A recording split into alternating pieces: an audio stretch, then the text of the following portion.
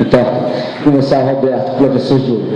Professor, foi bem difícil, né, a gente poder, né, chegar a esse ponto. O Rio dos Macacos, no começo, como a gente não tinha uns órgãos competentes, então era mais fácil, assim, pessoas comprar uma geladeira, acabar esquecendo atrás da sua casa e com o tempo levando, caindo no rio. A educação ambiental com os moradores foi um pouco assim mais fácil também na parte porque a gente tinha que morar, né? Mostrar que preservando a gente merecia morar, né? Então essa parte eu fui lapidando com eles, né? Consegui pegar também que não tinha, era um órgão competente para poder fazer a coleta que hoje terças e quintas e sábado é com a Conurb, então aí foi a educação ambiental com os moradores, para eles poderem também pegar essa parte, né, que o órgão entrou. O replantio já tinha, né, dos antepassados, então foi mais fácil também a gente bater num órgão como seria o próprio Jardim Botânico na nossa retirada, que cada vez que a gente preservasse e plantasse mais, né, a gente ia ter um direito de defesa para mostrar que a gente merecia morar. Então foi assim que a gente foi lapidando, né, os moradores, foi assim que a gente juntou o órgão competente para o rio ficar limpo, porque antes seria, né, a SEDAI, hoje é Águas do Rio, então o órgão, né, ele fazendo a parte dele, que é a coleta, né, do esgoto de cada casa, a Conurb, né, fazendo a coleta dos resíduos no dia certo. Eu acho que juntando a parte da educação com os moradores, que aí até pego a fala da menina, às vezes não é só, né, a comunidade, o órgão tem que estar também junto. Pegando o órgão, né, junto e pegando os moradores, entrando num conjunto, a gente vê que dá para ficar o rio limpo. Eu tiro aqui o Rio dos Macacos. Se aqui eu tenho o esgoto caindo, né? E aqui eu tenho uma casa, e a gente fazendo essa união com o órgão, que hoje é Águas do Rio, fazendo a coletagem do esgoto, eu já tiro o esgoto do rio. Se eu tenho, né, terça, quinta e sábado, esse pacto com a Conurb e essa educação ambiental com os moradores, eu já tiro o resíduo do rio também. E assim eu vejo que todo mundo juntando as forças, a gente vai ter uma natureza melhor, um rio limpo, né? Umas praias saudáveis, as lagoas saudáveis. Então eu acho que todo mundo faz parte desse conjunto para a gente fazer uma natureza melhor, né, fazer um ambiente melhor e dar continuidade ao trabalho.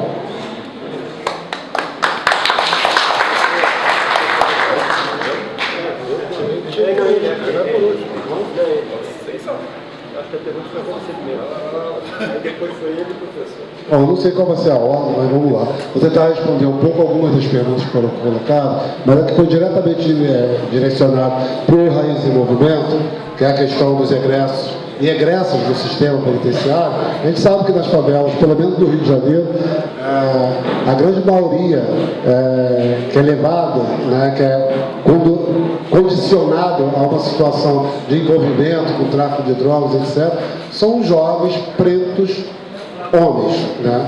Então, os egressos a maioria são homens, mas existe, dentro da proposta da cooperativa, de agregar mulheres também, mas é um pouco mais difícil do acesso, mas nós temos três grupos de mulheres que trabalham com a temática de gênero, com o trabalho com as mulheres no Complexo do Alemão. Então tem sempre as interfaces para que a gente possa conseguir alcançar essa população também, né? Em diversos aspectos, não só a questão da cooperativa dos egressos no sistema. E que em relação à questão da mobilização da favela, gente, a gente tem mais de 100 anos de favela. São 100 anos de descaso com as questões mais básicas de políticas públicas. A grande massa da população está completamente desmotivada de fazer qualquer movimento coletivo. Então, mais uma vez, parabéns para todos nós que estamos aqui, que somos pessoas que estamos na luta para retomar os espaços cada vez mais ampliados e coletivos dentro do território, que é muito difícil. Uma pelos descasos históricos e outra pela questão de que cada um está tentando sobreviver. Então a gente não pode culpar a falta de participação em massa nas favelas, porque por mais que a gente ache que não está tendo mobilização, fora da favela, ela é quase nula, em alguns aspectos. Qual a associação de moradores, os coletivos que existem na cidade, com essas características que a gente já tem coletiva nas favelas. Então, às vezes, temos que relativizar um pouco essa questão da mobilização, mas ela vai se dando gradativamente, criando espaços e possibilidades. Em relação à questão da sustentabilidade dos projetos, eu entendo que a gente precisa construir uma estrada ainda, né? Tem estrada para ser construída. Primeiro que uma das funções das organizações sociais, dos trabalhos de base, dos trabalhos locais, das favelas, etc., a gente precisa construir com o poder público que nós temos maior flexibilidade, maior inserção, melhor leitura sobre o território da qual nós habitamos, e construímos propostas para solucionar casos concretos. Essas experiências, uma vez avançada com a qualidade técnica, com a viabilidade econômica, com resultados sociais dentro das favelas, isso precisa ser, não somos nós que temos que buscar a sustentabilidade sozinho. O poder público tem que olhar para essas experiências como laboratórios bem-sucedidos de experiências, e que o poder público tem que chamar para poder transformar isso e dar escala. Quando falamos de ter em outras favelas, ele só tem que dar escala. A escala que tem que proporcionar é o poder público. E essas experiências bem-sucedidas, que inspiram o poder público a fazer políticas públicas mais abrangentes, precisa também entender que aquela experiência que inspirou e que transformou em política pública e pegou escala, aquela experiência precisa ser tratada como uma experiência de consultoria um pouco mais longa, né? Para ela ter uma sobrevivência um pouco mais longa também.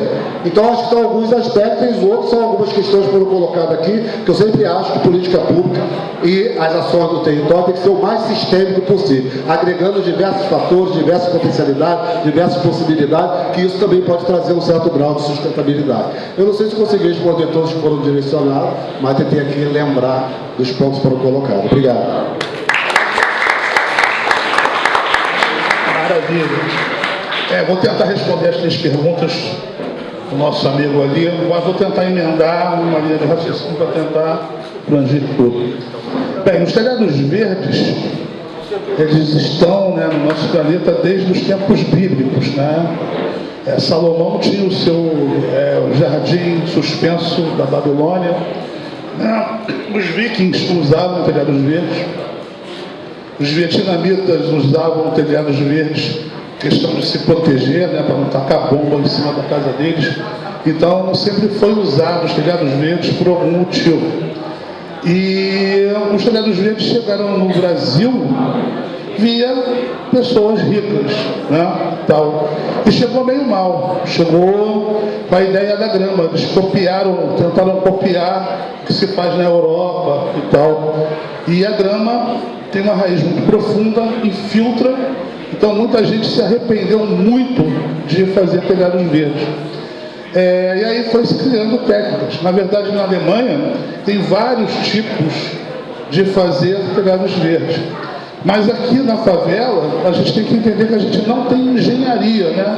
A gente não tem engenheiros na favela. A gente tem o seu João, o seu José, que faz. E como se faz essas casas? De repente não é o cimento Mauá, não é aquele vergalhão grosso, é o que dá, é o cimento que dá para comprar, é o vergalhão que dá para comprar, é o tijolo fininho, né, que estrutura aquilo ali só a mão de Deus. E aí o que acontece? A gente, como fazer um telhado verde em cima disso? Então não podemos fazer que nem o alemão faz com blocos, botar uma altura desse tamanho de terra, né? Uma pessoa milionária, ela pode botar um coqueiro em cima da casa, ela vai botar uma altura de terra enorme, mas também vai ver o vergalhão que essa pessoa tem na casa, enorme, foi projetado por um engenheiro. Então, a gente não pode chegar e ter uma ideia mirabolante numa casa que não tem acesso para chegar no telhado, numa casa que você já vê já empenado já, né? Aquela barriga já infiltrado. Então, a gente tem que... E outra coisa, nem todo mundo na favela gosta de plantas. Eu, junto com a UFRJ, a gente fez um estudo assim, de entender quem pesquisa, né? Aí eu fui assim, cara, vamos ver quem tem plantinha na sacada, quem tem plantinha na frente de casa. E essas são as pessoas que vão se tentar, porque já gostam de plantas. Então, tem aquele negócio de, eu quero, vamos dizer, se a gente bota um projeto, geralmente todo mundo quer, até injeção na testa a gente quer, não, a gente quer qualquer coisa que está valendo. Mas espera aí, será que a gente consegue botar realmente um telhado na sua casa? Essa técnica que a gente usa é uma técnica leve, é uma técnica feita com bidim e uma vinimanta, uma lona.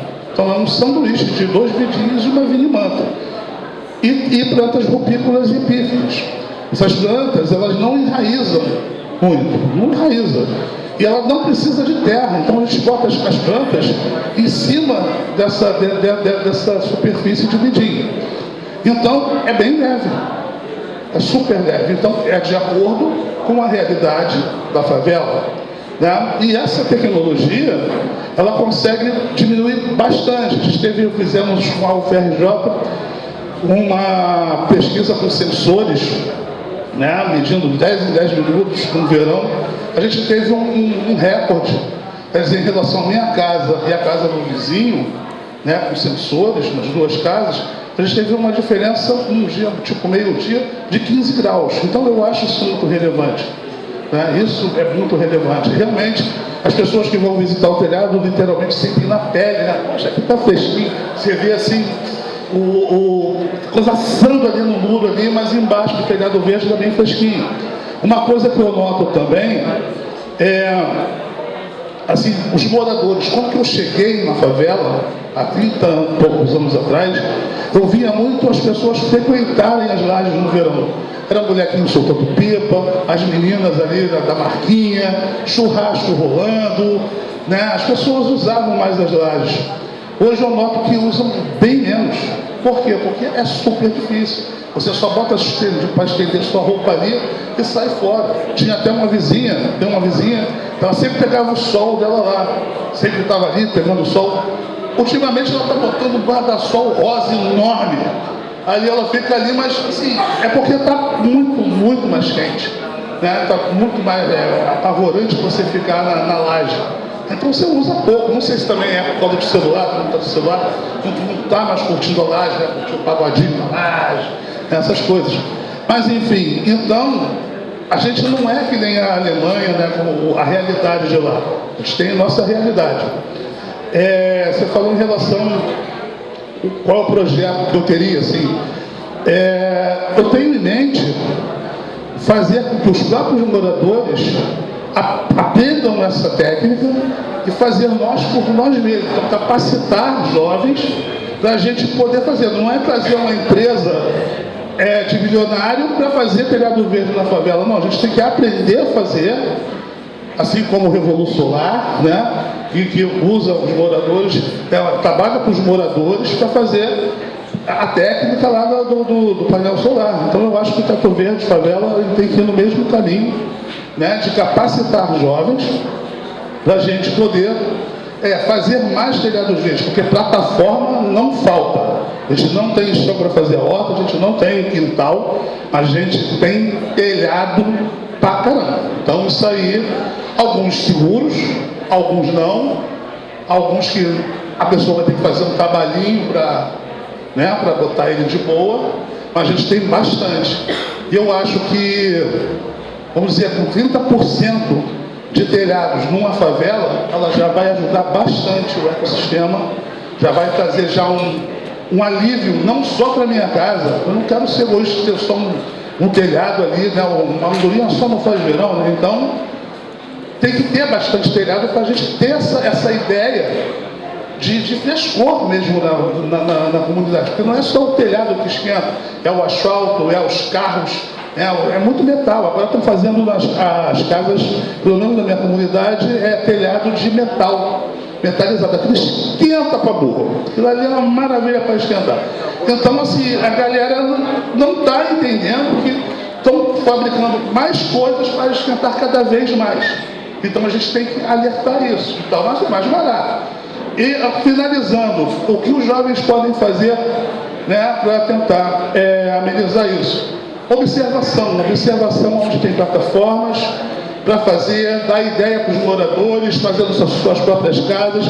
Eu sei que é difícil, tem muito projeto que, vamos fazer telhado verde, mas faz assim como eu também, em ponto de ônibus, em alguns lugares assim, mas realmente, você fazer na sua própria casa, tem que ter coragem. Tem que ter um pouco de coragem. Você fica naquela, será que isso vai cair, será que não vai cair? E não vai cair não, porque senão nunca tinha caído o meu já com 13 anos. Então tá beleza. Tinha uma outra pergunta, né, sobre poder paralelo e tal. A boa para mim é porque o meu projeto é feito na casa das pessoas. Se as pessoas permitem eu fazer o telhado dentro da casa delas, não tem muita interferência, né, que é uma escolha do morador para fazer na casa dele. Tá bom? Maravilha.